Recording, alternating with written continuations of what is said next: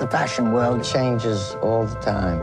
You can even see the approaching revolution in clothes. You can see and feel everything in clothes. Mrs. Vreeland really brought us into a modern period and knew that fashion and the world were on their way to something much more global. I wasn't a fashion editor. I was the one and only fashion editor. She stands apart in the world of fashion.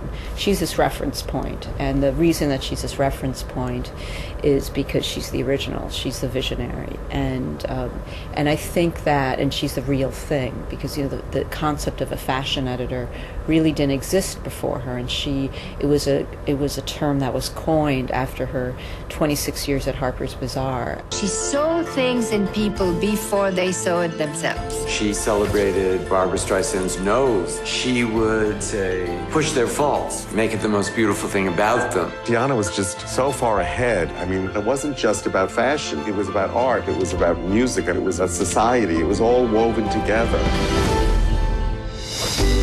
She was becoming a celebrity. She was at the factory. She was at Studio 54.